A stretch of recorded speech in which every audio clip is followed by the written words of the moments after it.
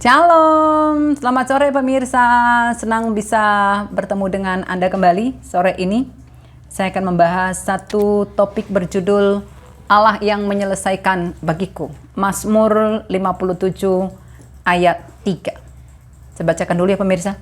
Aku berseru kepada Allah yang maha tinggi, kepada Allah yang menyelesaikannya bagiku. Pemirsa, izinkan saya memulai perenungan kita tentang topik hari ini dengan mengutip lirik sebuah lagu berjudul Pertolonganmu Begitu Ajaib. Seperti ini.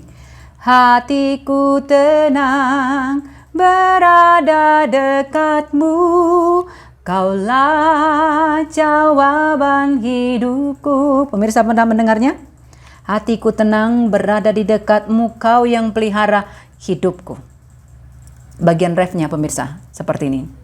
Pertolonganmu begitu ajaib, Kau telah memikat hatiku di saat aku tak sanggup lagi.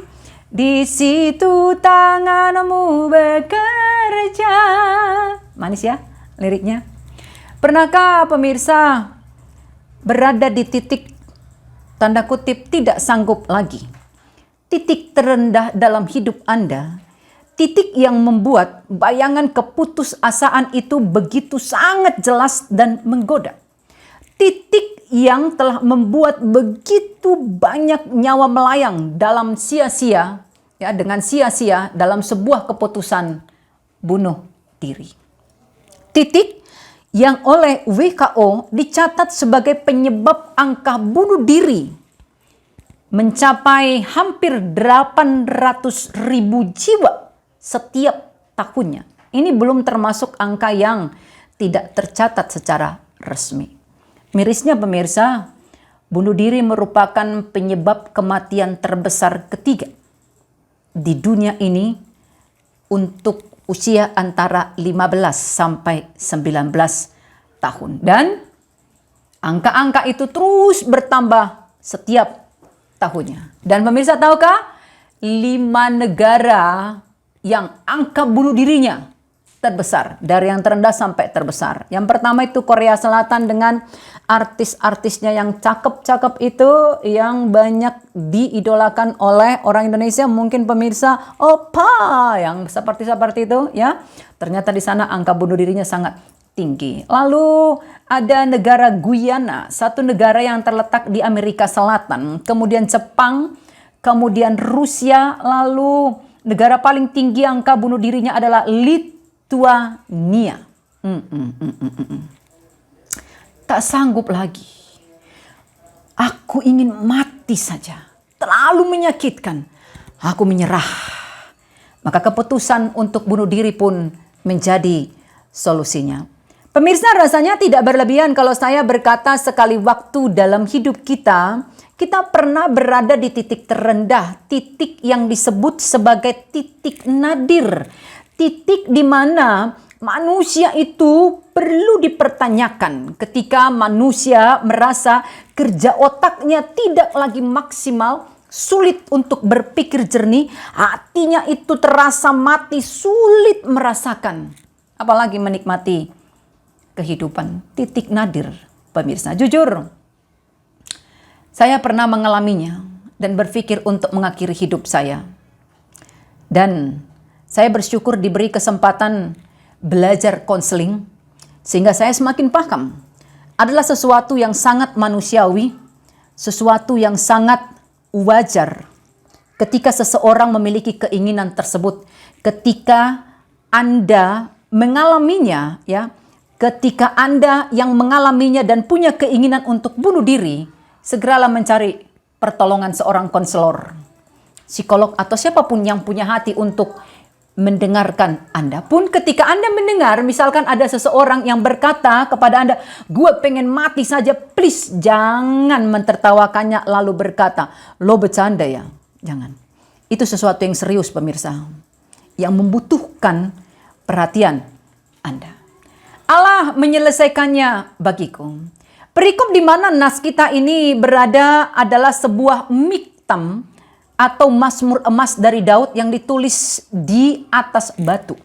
Daud menuliskan Mazmur atau Miktam ini pada waktu ia berada di En-Gedi. Saat itu ia sedang mengalami intimidasi serta ketakutan karena dikejar-kejar oleh Saul, sampai kemudian ia tiba di daerah yang bernama En-Gedi. En-Gedi itu, pemirsa, adalah satu tempat yang kering kerontak, di mana dekat dengan En-Gedi itu ada tempat yang bernama Qumran. Tempat ditemukannya gulungan-gulungan firman Tuhan yang ditulis beberapa ribu tahun yang lalu. Daud berada di tempat itu dan bersembunyi di sebuah gua bernama Adulam. 1 Samuel 22. Daud saat itu mengalami ketakutan karena dikejar oleh Saul yang sangat membenci Daud dan berniat untuk menghabisi nyawanya. Secara kedagingan, adalah sesuatu yang wajar kalau Daud di kondisi itu merasa sangat ketakutan dan tak berdaya. Dia jadi raja bukan karena keinginannya, tapi karena Tuhan yang memilihnya. Tapi orang yang dia kasihi, orang yang dia hormati, orang yang dia bela, orang yang dia lindungi, malah berniat untuk membunuhnya dalam hati. Daud pasti bertanya-tanya, pemirsa, salah gue apa? Begitu. Dan gua Adulam adalah tempatnya melarikan diri, tempatnya bersembunyi. Nah, umumnya reaksi spontan kita ketika berada di posisi seperti Daud ini, minimal, kata saya, minimal kita akan mengeluh. Minimal. Sebagian bahkan tak hanya mengeluh, tapi berputus asa lalu akhirnya bunuh diri. Hal yang patut kita teladani dari Daud, pemirsa, lewat perikop kita hari ini adalah bahwa Daud tidak putus asa. Kalau pemirsa membaca pasal 57 ini dari ayat 1, maka pemirsa akan menemukan setidaknya ada 3 hal yang bisa kita teladani dari Daud di saat dia dihimpit oleh pergumulannya yang sangat berat itu. Apa yang pertama? Yang pertama, pemirsa, ia berseru dan mempercayakan hidupnya kepada Tuhan. Anda bisa melihat itu dari ayat 2 sampai dengan ayat 4. Lalu yang kedua, ia fokus pada kemuliaan Tuhan. Ayat 6 sampai dengan 7, lalu ayat 12. Lalu yang ketiga, ia menantikan pertolongan Tuhan dengan sukacita. Ayat 8 sampai dengan ayat 11. Lalu topik kita hari ini berkata, Allah menyelesaikannya bagiku. Apa artinya, pemirsa? Pertama, artinya adalah aku berseru. Terjemahan lain menulis aku berseru ini dengan aku menangis. Artinya ketika Daud berbeban berat, dia memilih duduk di kaki Tuhan dan menangis. Menangis dengan hati yang hancur. Catat pemirsa ya, menangis dengan hati yang hancur itu sudah pasti beda dengan menangis dengan mengeluarkan air mata buaya. Saudara paham kan maksud saya? Menangis yang pura-pura supaya dikasihani. Daud sama sekali tidak seperti itu. Pergumulannya, beban hatinya yang sangat berat itu menghancurkan hatinya, dan dengan hati yang hancur itulah dia datang di kaki Tuhan dan menangis. Menangis, pemirsa. Nah, yang rutin mengikuti video saya di YouTube pasti paham tangisan dan air mata yang saya maksudkan ini. Tangisannya adalah tangisan berserah dan menantikan pertolongan Tuhan dengan sebuah pengakuan bahwa hanya Tuhanlah yang berkuasa menolongnya. Dia sudah tidak bisa melakukan apapun, cuma Tuhan.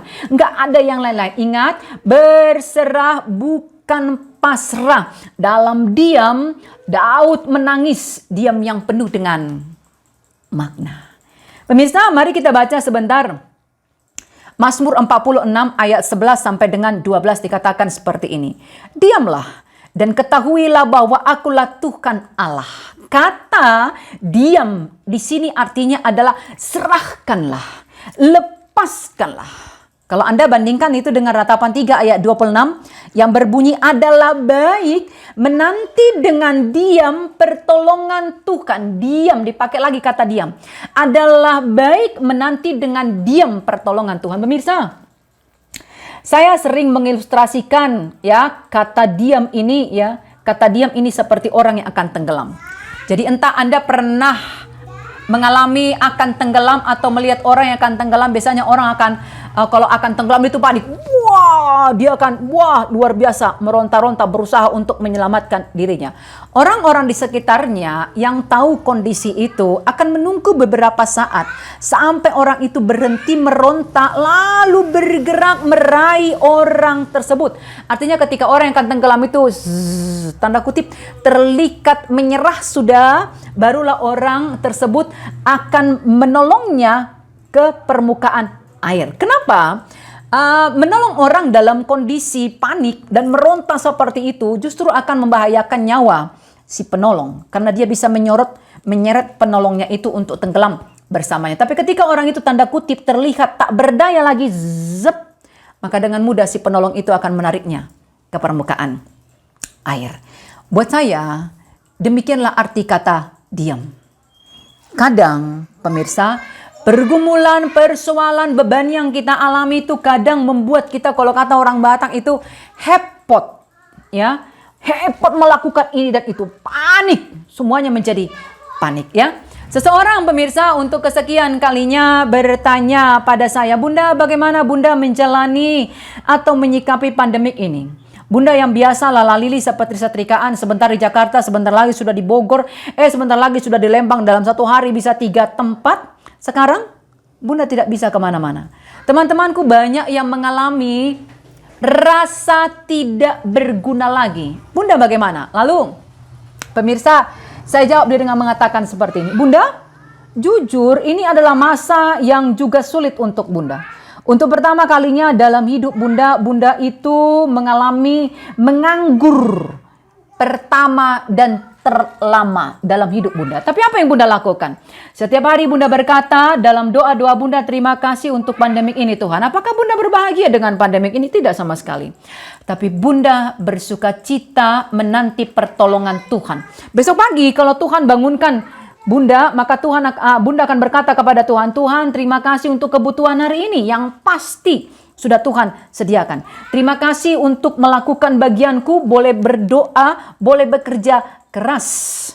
Terima kasih untuk ini, terima kasih untuk itu, terima kasih untuk sianu, begitu saja setiap hari. Bunda menjalani pandemik ini dengan memenuhi hidup Bunda, hati Bunda dengan ucapan terima kasih, bahkan untuk hal-hal yang sesungguhnya jujur sangat sulit untuk Bunda terima. Tapi Bunda tak pernah berhenti mengucapkan terima kasih, bahkan dalam air mata Bunda.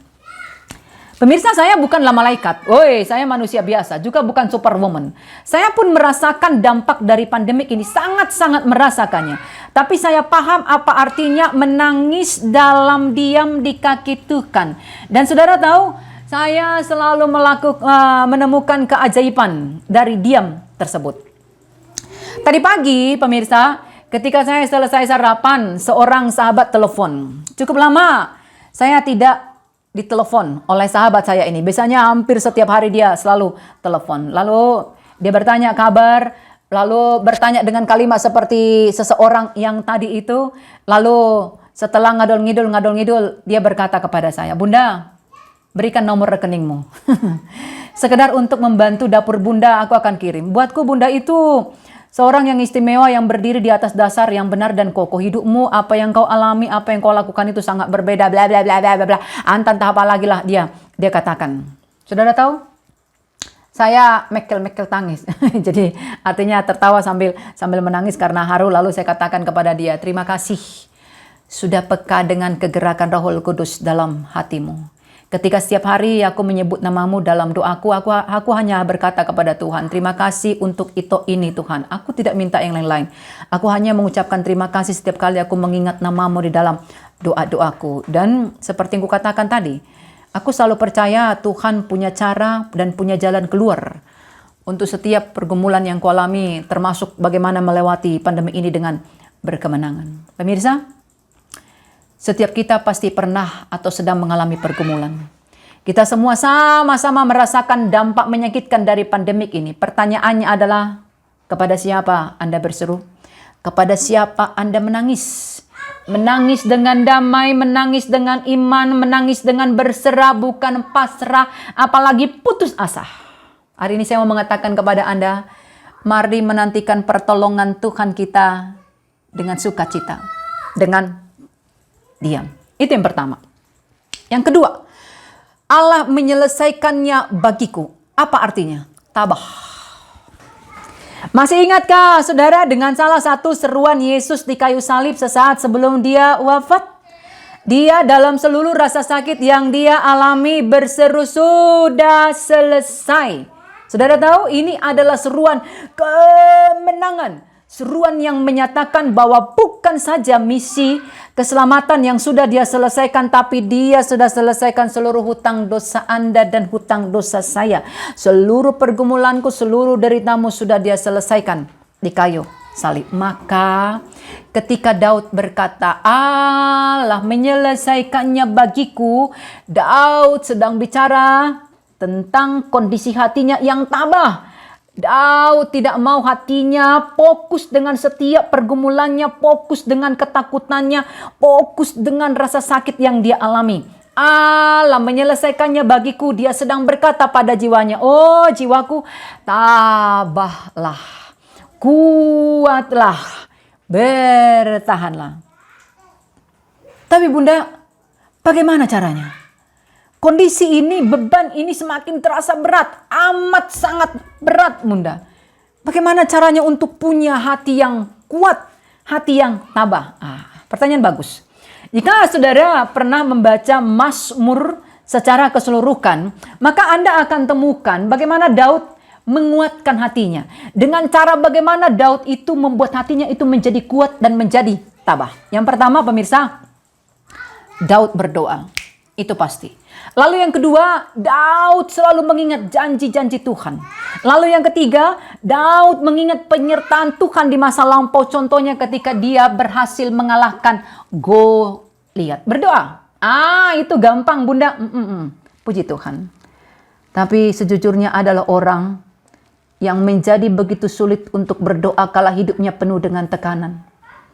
Dia bahkan merasa Tuhan itu sudah sangat jauh darinya. Tak ada lagi gunanya berdoa. Lalu padanya aku katakan, kadang aku pun merasa tidak layak untuk berdoa. Karena aku tahu kesalahan yang kulakukan. Tapi aku pikir-pikir lagi, kalau bukan padanya aku datang ke siapa lagi? Maka meskipun kadang aku merasa doaku seperti tidak berguna lagi, bahkan sering tak mengerti apa yang harus kudoakan, aku tetap saja datang padanya. Kadang malah aku datang hanya dengan satu kata saja. Tuhan, selesai. Lalu aku diam.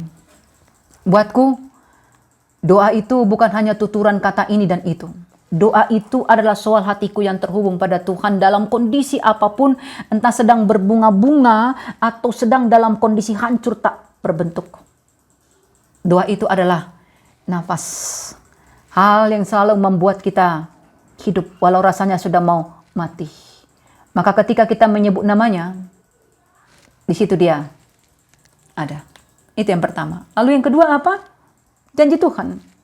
Kalau dunia berkata, kau yang berjanji, kau yang mengakhiri, atau mengingkari. Kau yang mulai, kau yang mengakhiri. Begitu ya. Tapi kalau Tuhan, ketika dia berjanji, dia pasti memenuhinya. Ketika dia memulai, dia pasti akan mengakhirinya. Filipi pasal 1 ayat 6 berkata seperti ini pemirsa. Akan hal ini aku yakin sepenuhnya, yaitu ia yang memulai pekerjaan yang baik di antara kamu akan meneruskannya sampai pada akhirnya, pada hari Kristus Yesus. Maka jika kita harus mengemudikan kapal kita itu sendirian, menurut Anda saya bisa sendirian, saya katakan kepada Anda, tak butuh lama kapalmu yang rapuh itu akan plak, hancur. Tak berbentuk. Gak usah bicara soal badai.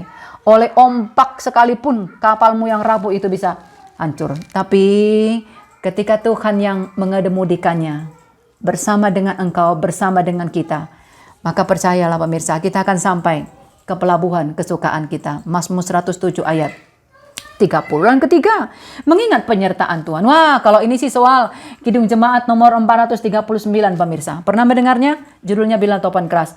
Bila topan keras melanda hidupmu, bila putus asa dan letih lesu, berkat Tuhan satu-satu hitunglah, kau niscaya kagum oleh kasih-Nya. Berkat Tuhan mari hitunglah, kau kan kagum oleh kasih-Nya.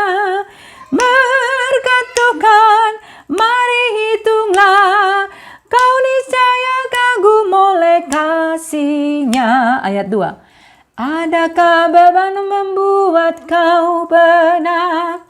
Salib yang kau pikul menekan berat. Hitunglah berkat-Nya, pasti kau lega, dan bernyanyi terus penuh bahagia. Berkat Tuhan mari hitunglah, kau kan kagum oleh kasih-Nya. Berkat Tuhan mari hitunglah, kau niscaya kagum oleh kasih-Nya.